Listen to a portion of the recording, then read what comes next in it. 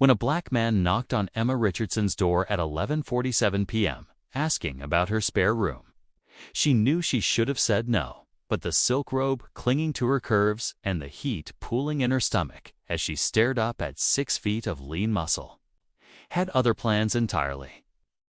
This is the story of how desperation and desire collided on a Tuesday night that changed everything.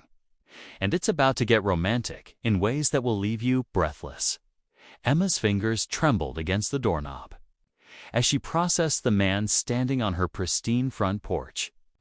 Damian Johnson filled the doorframe like he'd been carved from dark marble, his broad shoulders testing the limits of a fitted black t-shirt that revealed the kind of physique that made her forget she was a responsible marketing executive with a mortgage and a reputation to maintain. "I know it's late," he said, his voice carrying the warm roughness of someone who'd been studying all day. "But I saw your Craigslist ad about the room. I'm Damian. I called earlier." She remembered the voice that had made her press the phone closer to her ear, the desperation in his tone that matched her own when she'd calculated her dwindling savings that morning. Rent was due in 3 days, and her corporate consulting contract had ended abruptly last month, leaving her scrambling to maintain the lifestyle her Riverside Heights neighbors expected. "Right. The graduate student." Emma's voice came out breathier than intended as her eyes traced the strong line of his jaw, the way his dark eyes held hers with an intensity that made her pulse quicken.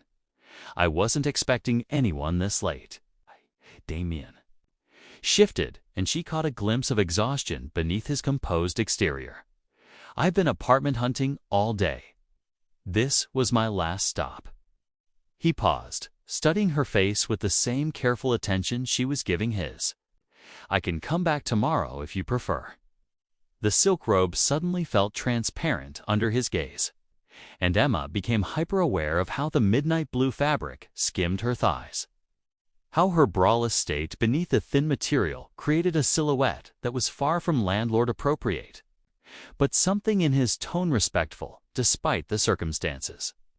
Tired but hopeful made her step aside before rational thought could intervene. "No, come in. We can talk now." The words escaped before she could stop them, and as Damian crossed her threshold, his cologne mixing with the autumn air, Emma realized she'd just invited temptation into her carefully ordered world. The living room felt smaller with him in it, his presence commanding attention like a gravitational force she couldn't escape. Emma's financial desperation had driven her to post that Craigslist ad. But one look at Damian Johnson, and she knew money was about to become the least complicated part of this arrangement. Sunday, morning sunlight streamed through Emma's front windows as Damian's pickup truck pulled into her driveway, loaded with the carefully organized life of a graduate student who'd learned to travel light. Emma watched from her kitchen window, coffee mug forgotten in her hands as he stepped out wearing worn jeans that hugged his thighs and a gray Henley that clung to his chest in ways that made her mouth go dry. She'd spent the weekend convincing herself that Friday night's attraction had been a fluke desperation and dim lighting creating chemistry where none existed. But watching Damian stretch his arms above his head, the Henley riding up to reveal a strip of toned abdomen, Emma realized she'd been lying to herself. "Need help?" she called out, stepping onto the porch in yoga pants and an oversized sweater that suddenly felt too warm. Damian looked up, his smile doing dangerous things to her pulse. "Appreciate it, but I've got everything organized. Shouldn't take long." Famous last words. Emma found herself gravitating toward his truck-like metal to a magnet, ostensibly to help but really to study the way his biceps flexed as he lifted boxes, marked books, and research. When he handed her a surprisingly heavy container, their fingers brushed, and the electric shock from their first meeting returned with interest. "What's your dissertation on?" she asked, desperate for distraction from the way his cologne mixed with fresh autumn air. "Urban development and gentrification patterns," Damian replied, hefting what looked like a desk chair over his shoulder with ease that made Emma's knees weak. Specifically, how community resistance shapes neighborhood change. Smart and built like a Greek god. Emma was in serious trouble. Mrs. Chen emerged from the house next door with perfect timing, her pruning shears clicking as she attacked already pristine hedges. The 60-something woman had appointed herself unofficial neighborhood watch captain, and Emma felt her sharp eyes cataloging every interaction. New tenant. Mrs. Chen called out with false brightness.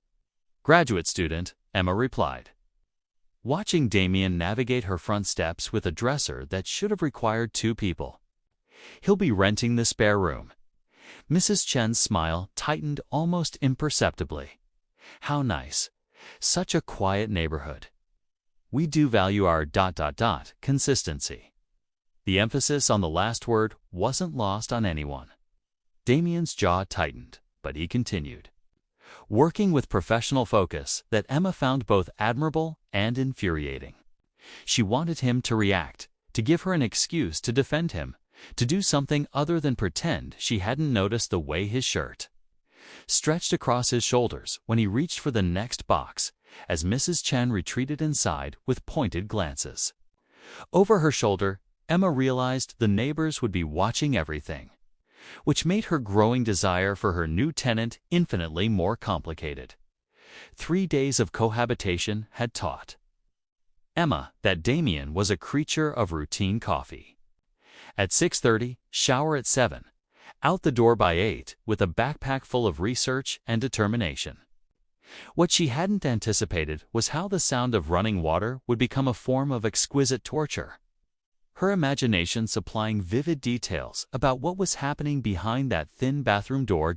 Tuesday morning found her hovering outside her bedroom at 7:15 a.m., clutching her own towel and trying to calculate shower schedules like a logistics expert. The house rules that established Sunday evening polite, practical, designed to maintain appropriate boundaries hadn't accounted for the reality of sharing space with someone who made her pulse race every time he walked past in his pajama pants. The shower cut off and Emma froze. Steam drifted under the bathroom door, carrying the scent of his soap, something clean and masculine that had been haunting her dreams.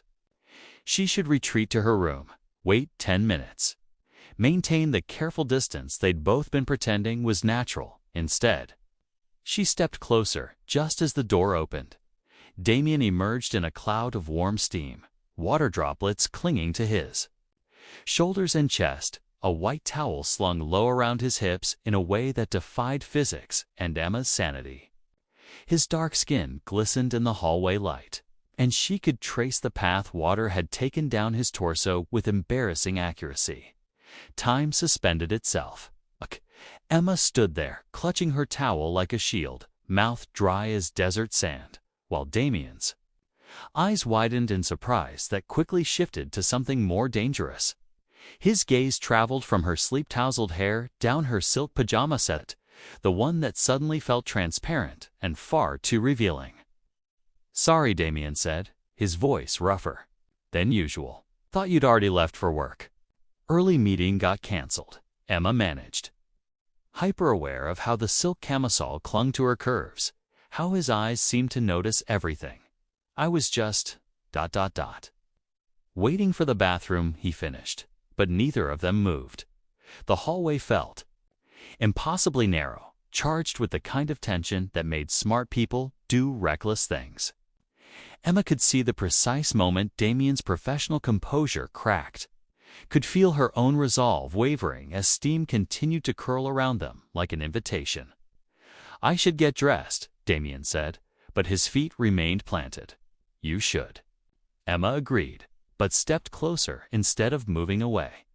The towel was the only thing between them and a conversation they weren't ready to have. But Emma was starting to realize that want didn't care about readiness, and the house rules they'd so carefully constructed were proving woefully inadequate against the reality of this magnetic pull threatening to unravel her self-control completely. The Malbec had been a mistake, Emma. Knew that now as she poured her third glass with hands that trembled more from Damien's proximity than the alcohol. Her day had imploded spectacularly when her biggest client pulled their contract, leaving her scrambling to explain the financial shortfall to a mortgage company that didn't care about market fluctuations or broken promises. They said my strategic vision wasn't aligned with their corporate values. Emma laughed bitterly, gesturing with her wineglass in a way that sent droplets across the granite countertop. Translation: they found someone cheaper. Damien leaned against the kitchen island, nursing his own glass while studying her with those dark eyes that saw too much.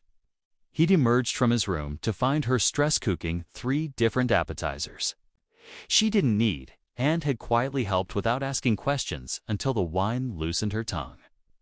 "Their loss," he said simply, and something in his tone made her believe he meant it. "You don't even know what I do," Emma protested. "The wine?" Making her bold enough to step closer, close enough to catch his scent beneath the lingering aroma of garlic and herbs.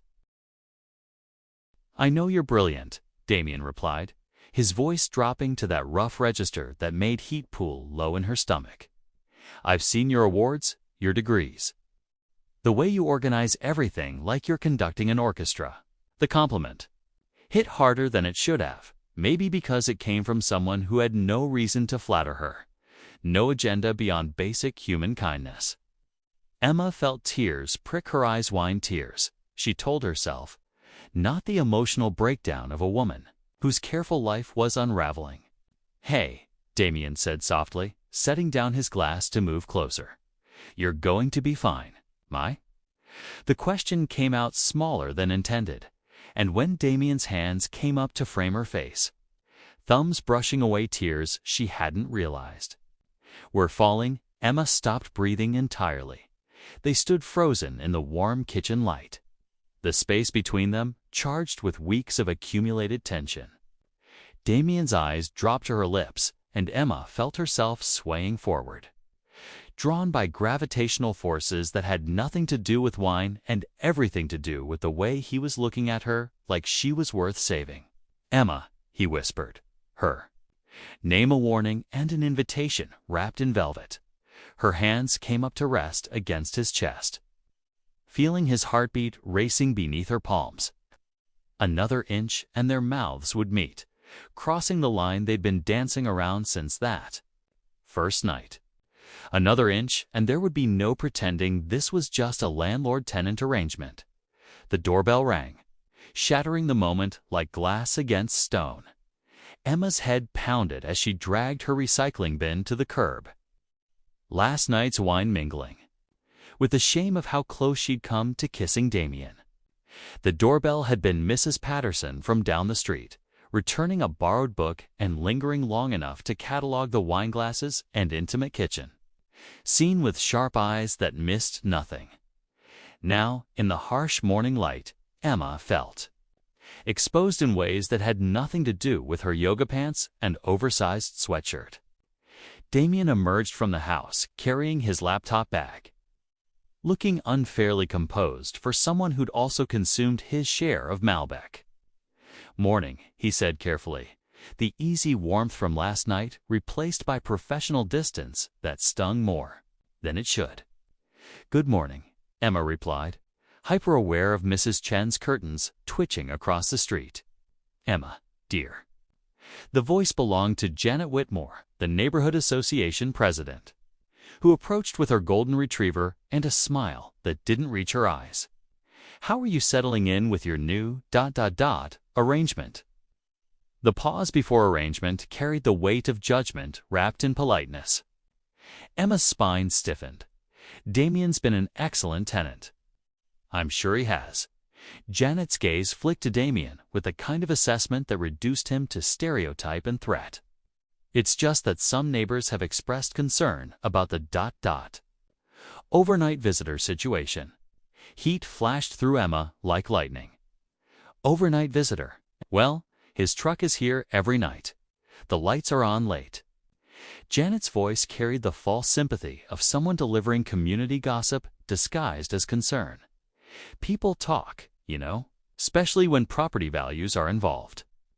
Emma felt Damien tense beside her, saw his jaw clench with the practiced restraint of someone who'd endured this particular conversation before. But what made her blood boil was the realization that their neighbors had already decided they were sleeping together, that this assumption was somehow her failing to manage. "Let me be clear," Emma said, her corporate voice cutting through the morning air like steel. "Damien is my tenant. He pays rent. He has every right to be here, and frankly, my living arrangements are none of your business." Janet's smile tightened. "Of course, dear. We just want to maintain neighborhood standards." The phrase hung in the air like a threat, and Emma understood with crystalline clarity that standards had nothing to do with property maintenance and everything to do with who belonged in their carefully segregated world. As Janet retreated with pointed glances over her shoulder, Emma caught Damien watching her with something that might have been gratitude mixed with resignation. But underneath it all, she recognized the heat that had almost combusted in her kitchen still there, still dangerous. Now complicated by a community that had already condemned them for a sin they hadn't even committed yet. The glass walls of Sterling and Associates felt like a fishbowl as Emma sat across from her boss, Victoria Sterling, trying to project confidence while her world crumbled in corporate speak.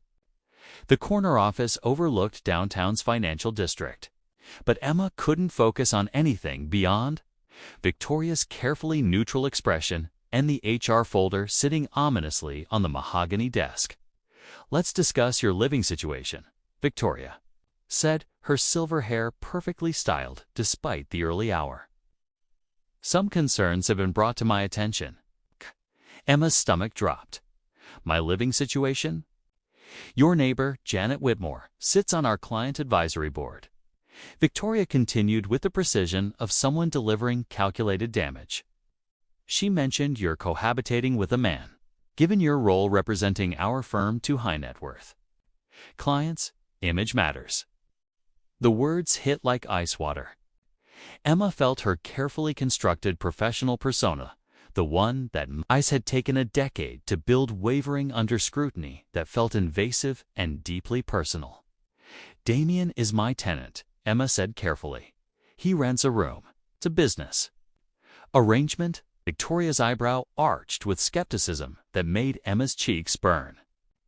"Emma, you're a brilliant strategist, but you're also a single woman sharing intimate space with an attractive young man.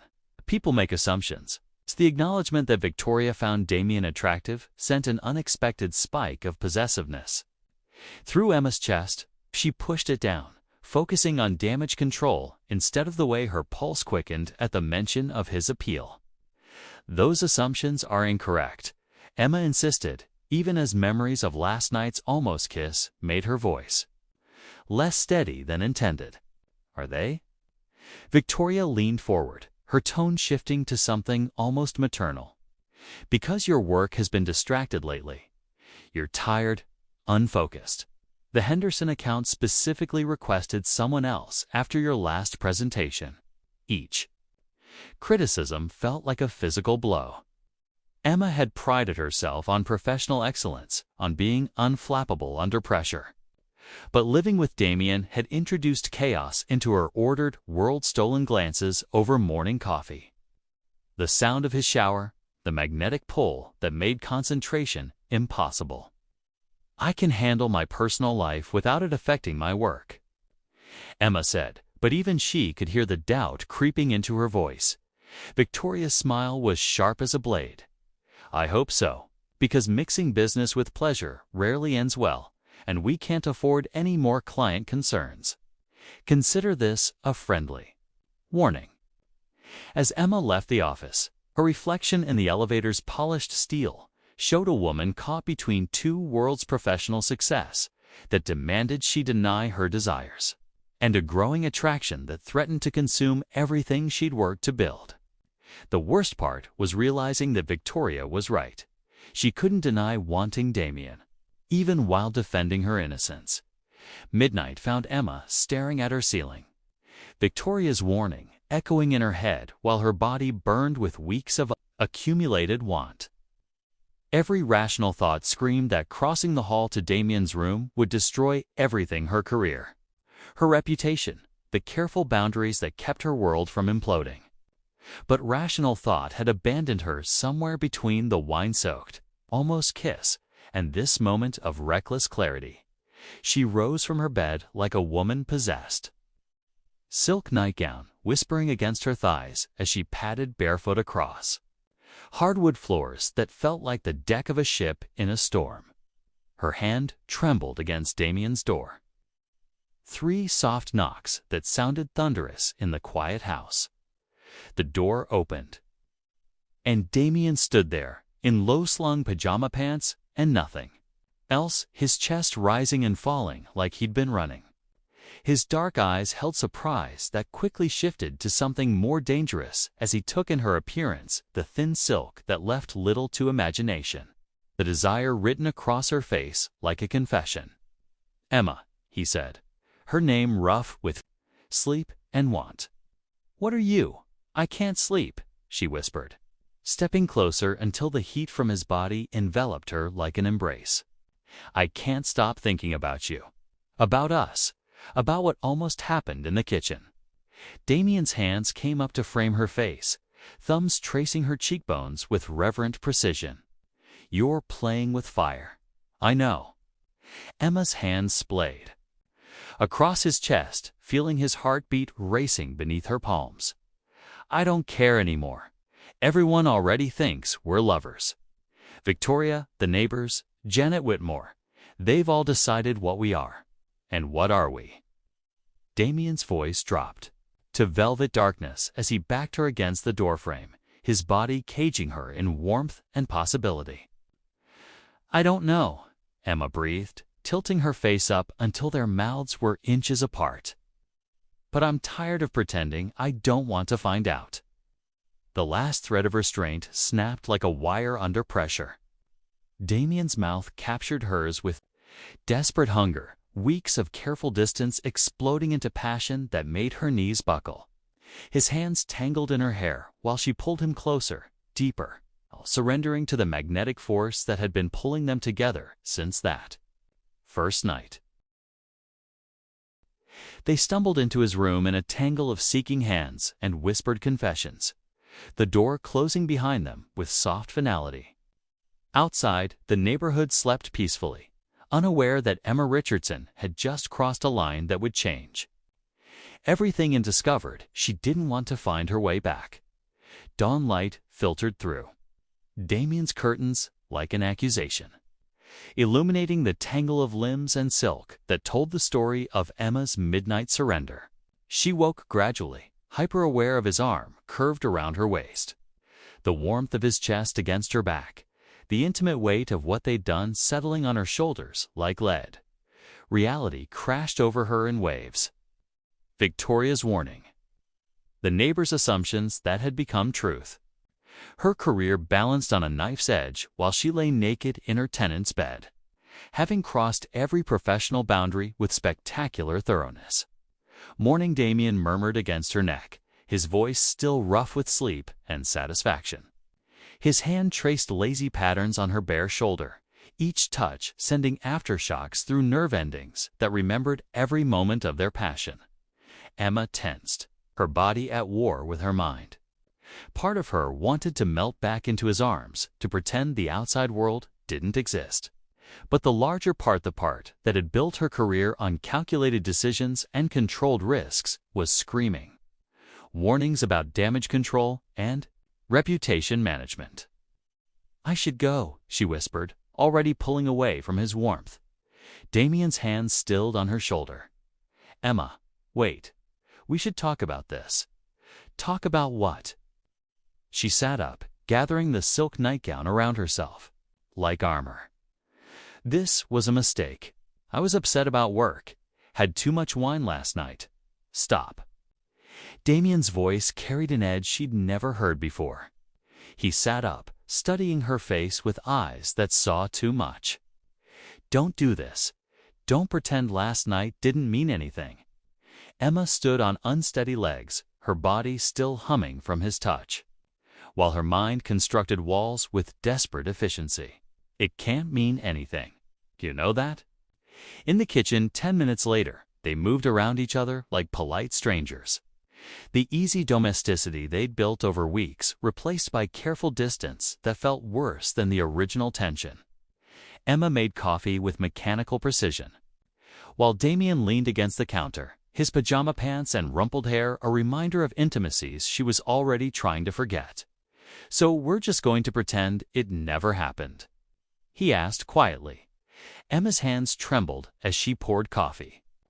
The normalcy of the action at odds with the devastation in his voice. "It's better this way. For both of us." "Better for who? Your boss? Your neighbors?" Damien's laugh held no humor. "Or just better for you." The accusation hit its mark. Emma had spent the night discovering what it felt like to be truly wanted, truly seen, only to retreat behind the same walls that had kept her lonely but safe. But safety felt like ashes in her mouth as she watched something beautiful crumble under the weight of her fear. The Riverside Heights Community Center buzzed with the energy of neighbors who'd gathered for blood disguised as civic duty. Emma sat in the back row, her corporate armor navy blazer and pressed slacks feeling inadequate against the weight of dozen pairs of eyes that tracked her every movement. She'd come alone, Damien choosing to stay home rather than subject himself to what they both knew would be a public trial. Mrs. Chen called the meeting to order with theatrical precision, her silver hair perfectly coiffed for the performance ahead. "We have serious concerns about community standards that need addressing."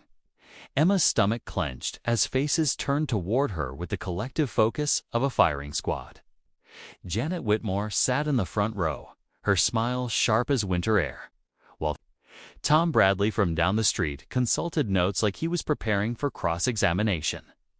"The issue," Mrs. Chen continued, "is maintaining property values and neighborhood integrity. When residents engage in inappropriate cohabitation arrangements, it affects us all." The euphemisms hit like slaps. Emma felt heat rise in her chest, a combination of humiliation and protective fury that made her hands shake. They were talking about her and Damien like they were discussing a zoning violation, reducing their connection to a threat against property values. "Could you be more specific?" Emma's voice cut through the murmurs, stronger than she felt. Mrs. Chen's eyes glittered with satisfaction. "Well, dear, your live-in boyfriend situation has raised eyebrows. The late-night activities, the mit-to-mit nature of your arrangement. Some of us have grandchildren who might ask uncomfortable questions." The room fell silent, and Emma realized they weren't just condemning her choices, they were forcing her to defend or deny Damien in front of witnesses. Every neighbor she'd smiled at over morning coffee now sat in judgment, waiting to see if she'd claim him or throw him to the wolves to save her reputation. Emma stood slowly, feeling the weight of every assumption, every whispered conversation, every coded concern about their relationship. She thought of Damien's hands on her skin, his laugh over wine, the way he'd looked at her like she was worth fighting for before she'd broken his heart with her cowardice. "You're right," she said, her voice carrying across the room with unexpected strength. "Damien and I are involved. We're adults who care about each other, and frankly, that's none of your business." The admission hit the room like a bomb, gasps and murmurs erupting as Emma claimed what she'd spent weeks denying. But as she looked at the shocked faces around her, she realized this was only the beginning of the fight she'd just declared. The Sterling and Associates boardroom felt like a courthouse as Emma faced the tribunal that would decide her professional fate. Victoria sat at the head of the polished mahogany table, flanked by Margaret from HR and Janet Whitmore herself, the neighbor whose phone call had apparently triggered this corporate intervention. The morning light streaming through floor-to-ceiling windows seemed to illuminate Emma's isolation rather than provide warmth. "Let's address the elephant in the room," Victoria began, her silver pen clicking against legal pads with mechanical precision. "Your public declaration at the neighborhood meeting has created a situation." Emma's spine straightened. Word had traveled fast through the interconnected web of professional and social relationships that governed her world. Janet Whitmore's presence at this table proved that Emma's personal life had become a corporate liability overnight. Janet has expressed concerns about your judgment, Margaret continued, consulting her folder with clinical detachment. Specifically, how your relationship choices might affect client confidence in our firm's professionalism. The words felt like ice water. Emma looked at Janet Whitmore, the woman who'd borrowed her hedge trimmer, who'd smiled over morning coffee now, sitting in judgment of her private choices like a self-appointed moral authority. My personal relationship has no bearing on my professional capabilities, Emma said carefully, her corporate training warring with protective fury. Doesn't it? Victoria's eyebrow arched with practiced skepticism. You're representing million-dollar portfolios to conservative clients. Your credibility depends on perception as much as performance, and the perception of a single woman cohabitating with. She paused delicately. Someone from a different socioeconomic background raises questions about your decision-making. The coded language hit like a physical blow. Emma understood. Now that this wasn't about professional standards, it was about maintaining the careful segregation that kept her world comfortable and predictable. Damien's crime wasn't being her lover. It was being the wrong kind of lover for someone in her position. What exactly are you asking me to do? Emma's voice remained steady despite the trembling in her chest. Victoria's smile was sharp as surgical steel. We're offering you a choice. End this relationship and transfer to our Phoenix office for a fresh start. Or we'll be forced to terminate your employment for conduct detrimental to the firm's reputation. The ultimatum hung in the air like a sword. Emma realized she was being asked to choose between the career she'd spent a decade building and the man who'd made her feel truly alive for the first time in years. Her privileged world demanded conformity as the price of admission. And Damien was a rebellion they wouldn't tolerate. But as she sat in that sterile boardroom, Emma wondered if a life that required her to deny love was worth preserving at all. Emma found Damien in the living room, packing his research into boxes with the methodical precision of someone trying not to think about what he was losing. The sight of him dismantling their shared life hit her like a physical blow. Each book and paper another piece of evidence that her cowardice was driving away the best thing that had ever happened to her. You're leaving, she said, her voice barely above a whisper. Damien looked up, his dark eyes holding exhaustion and something that might have been resignation. It's better this way. You were right time destroying everything you've worked for. No. The word exploded from her with surprising force. Emma crossed the room in 3 quick strides, her hands covering his as he reached for another stack. Of papers, you're not destroying anything. They are. Emma, be realistic. Damien's voice carried the weight of someone who'd fought this battle before and lost. You have a career, a life here. I'm a graduate student who can't even afford my own place. What can I offer you besides more problems? The question shattered something inside her chest. Emma looked at this man who'd made her laugh over wine, who'd held her through panic attacks about her failing business, who'd touched her like she was precious and realized he had no idea what he meant to her. You want to know what you offer me? Emma's hands cupped his face, forcing him to meet her eyes. You see me? On my bank account or my address or my professional credentials. Me. You make me feel alive in ways I didn't. No, I was dying. Damien's breath caught, his hands coming up to cover hers. Emma, I love you, she said, the words falling between them like bombs. I love how your mind works, how you challenge everything I thought I knew about the world. I love your hands and your voice and the way you make coffee like it's a sacred ritual. Her voice broke on the last words. I love you, and I'm tired of pretending that's something to be ashamed of. The confession hung in the air between them, raw and honest and terrifying. Damien stared at her like she'd just rewritten the laws of physics, his dark eyes searching her face for signs that she meant it.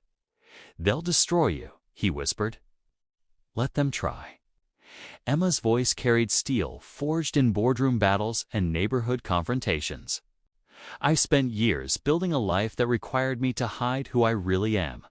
I won't do it anymore." Damien's mouth crashed against hers with desperate hunger. And Emma realized they weren't just choosing each other, they were choosing to fight for a love worth defending. 6 months later, Emma's townhouse had transformed from a pristine showpiece into something warmer. More alive, a home that bore the fingerprints of two people who'd stopped pretending they belonged in separate worlds. Damien's dissertation research spread across the dining table she'd once used only for entertaining clients, while his coffee mug sat beside hers on the kitchen counter like a declaration of belonging. Emma watched from the window as Mrs. Chen waved from across the street. The same woman who'd once whispered about overnight visitors, now offering genuine smiles and borrowed sugar. The neighborhood had learned to adjust, helped along by Emma's consulting firm taking off after she'd left Sterling and Associates to build something of her own, something that didn't require her to apologize for loving the wrong person according to someone else's standards. "Come back to bed," Damien's voice drifted from the stairway, rough with morning desire and the kind of confidence that came from knowing he was wanted without reservation. Emma turned to find him leaning against the doorframe in nothing but pajama, pants slung low on his hips, his chest still bearing the marks her nails had left during their passionate reunion the night before. 6 months of loving him openly had only deepened her hunger, had taught her that desire could grow stronger when fed by emotional intimacy and shared dreams. "I'm watching the Henderson boy mow our lawn," Emma said, moving toward him with the fluid grace of a woman who'd learned to claim what she wanted. The silk robe she wore, the same midnight blue one from that first night, now felt like armor of a different kind. Confidence rather than protection. The irony wasn't lost on either of them. Tom Henderson, who'd once questioned their relationship at neighborhood meetings, now sent his teenage son to help with yard work as a gesture of grudging respect. Change came slowly to places like Riverside Heights, but it did come. Damien's arms encircled her waist, pulling her against the warmth of his body with possessive tenderness that made her pulse quicken. His hands slipped beneath the silk fingers, tracing the curve of her spine with intimate familiarity that still made her knees weak. "Think we can give the neighbors something interesting to talk about?" he murmured against her neck, his lips finding the spot that made her arch into him with desperate need. "Haven't we done enough of that?" Kama laughed breathlessly, but her hands were already exploring the planes of his chest, fingertips dancing along muscles that flexed beneath her touch. 6 months hadn't dimmed the electricity between them anything. Their public battles had intensified their private passion, as if surviving the storm had proven their love could weather anything. "Never." "Enough," Damien said, lifting her against him with the easy strength that still made her breath catch. Her legs wrapped around his waist instinctively, the silk robe falling open to reveal skin that he knew better than his own research notes. "I plan to scandalize this neighborhood with how much I love you for the next 50 years. His mouth captured hers with a kind of desperate hunger that had nothing to do with morning arousal and everything to do with the miracle of being able to love her openly, completely, without shame or apology. Emma's fingers tangled in his hair as he carried her toward the stairs, their reflection in the hallway mirror showing to people who'd fought for the right to love each other and won something more precious than social acceptance. "Damien," she whispered against his lips as he pressed her against their bedroom door. His name, a prayer, and a promise wrapped in silk and Saturday morning sunlight. They'd survived corporate ultimatums and neighborhood committees, had built a love strong enough to withstand a world that wanted to tear them apart. And now, in the sanctuary they'd created together, Emma Richardson discovered that sometimes the best scandals were the ones that ended with forever.